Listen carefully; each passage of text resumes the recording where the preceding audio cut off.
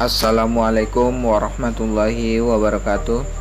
Apa kabar Ananda sekalian? Semoga dalam keadaan sehat walafiat. Oke, untuk materi yang akan kita bahas pada video kali ini itu adalah mengenal organ reproduksi manusia. Simak terus videonya dan catat hal-hal penting yang perlu kamu garis bawahi, oke? Adapun kompetensi dasar sama indikator dan tujuan yang harus kita capai pada pertemuan kali ini, silakan dibaca ya. Tujuannya adalah setelah mempelajari video ini, peserta didik diharapkan mampu menguraikan organ-organ reproduksi manusia. Oke, langsung aja kita masuk ke organ reproduksi pria ya.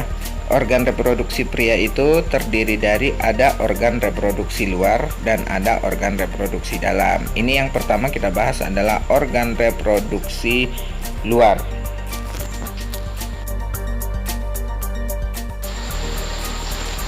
Oke, yang pertama penis. Silakan perhatikan tanda panah berwarna biru itu adalah penis yang ditunjukkan. Penis ini sendiri berfungsi sebagai saluran kencing atau urin sekaligus tempat keluarnya sel sperma ya. Yang kedua adalah skrotum yang berperan untuk menjaga suhu testis agar sesuai untuk memproduksi sperma. Jadi skrotum itu kalau kita perhatikan tanda panah itu adalah bagian kulit pembungkusnya ya. Dia akan mengendor pada saat cuacanya panas dan akan mengkerut pada saat cuacanya dingin. Ini adalah salah satu cara si skrotum mempertahankan suhu daripada testis itu sendiri. Berikutnya masuk kita ke organ reproduksi dalam ya. Yang pertama adalah testis. Testis itu berfungsi untuk memproduksi sel sperma dan juga hormon testosteron atau hormon sekunder pada laki-laki ya, yang mempengaruhi pertumbuhan sekunder pada laki-laki. Berikutnya adalah epididymis. Epididymis ini merupakan saluran yang keluar dari testis yang berfungsi sebagai tempat penyimpanan sel sperma sementara.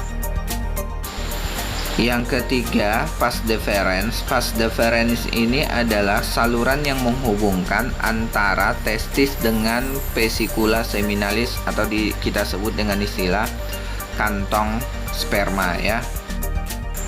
Yang keempat adalah kelenjar prostat, yang mana kelenjar prostat ini sendiri berfungsi untuk menghasilkan cairan yang bersifat asam ya, yang berfungsi untuk melindungi sel sperma. Yang kelima adalah vesicula seminalis. Vesicula seminalis ini merupakan kelenjar yang menghasilkan zat yang berisi basa. Terus di dalamnya juga ada fruktosa, hormon prostaglandin dan juga protein pembekuan ya, yang akan menghasilkan nutrisi bagi si sel sperma. Yang keenam itu adalah kelenjar Cowper. Kelenjar Cowper ini sendiri menghasilkan lendir dan juga cairan yang bersifat basa.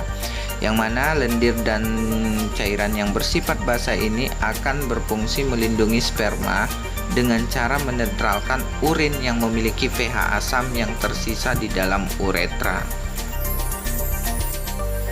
Berikutnya kita masuk ke organ reproduksi perempuan ataupun wanita. Sama halnya dengan organ reproduksi laki-laki, dia juga terdiri dari organ reproduksi luar dan organ reproduksi dalam ya. Oke, yang pertama adalah vagina. Vagina ini merupakan saluran yang menghubungkan lingkungan luar dengan rahim sekaligus tempat mengalirnya darah menstruasi dan saluran keluarnya bayi pada saat proses persalinan. Yang kedua dan ketiga itu adalah labia. Yang kedua labia mayor dan yang ketiga labia minor yang sama-sama berfungsi melindungi vagina. Yang berikutnya adalah mons pubis. Mons pubis ini sendiri adalah bagian yang ditumbuhi oleh rambut pada saat seorang remaja itu sudah memasuki masa pubertas ya. Berikutnya adalah klitoris. Klitoris ini adalah organ seksual pada perempuan ya. Kalau pada laki-laki itu sama halnya dengan penis. Selanjutnya kita masuk ke organ reproduksi dalam perempuan ya. Yang pertama adalah ovarium yang berfungsi untuk menghasilkan ovum ataupun sel telur yang berjumlah dia sepanjang. Berikutnya adalah tuba Fallopi atau sering juga kita sebut dengan istilah oviduk. Saluran ini berfungsi untuk menghubungkan ovarium dengan rahim. Berikutnya adalah uterus atau kita sebut juga dengan istilah rahim.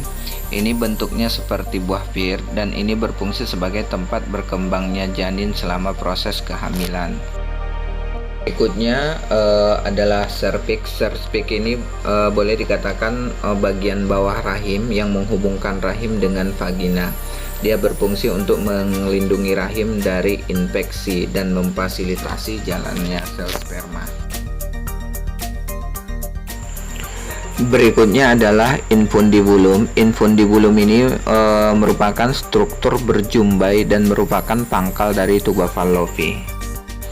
Yang terakhir adalah fimbriae. Fimbriae ini dia berbentuk seperti rumbai-rumbai ataupun serabut yang berfungsi untuk menangkap ovum pada saat terjadi peristiwa ovulasi atau pelepasan sel telur dari ovum. Demikianlah video pembahasan kita kali ini. Semoga dengan adanya video pembelajaran ini dapat memudahkan anak-anak Bapak sekalian dalam mempelajari tentang organ-organ reproduksi manusia. Oke, sampai jumpa di video-video pembelajaran berikutnya.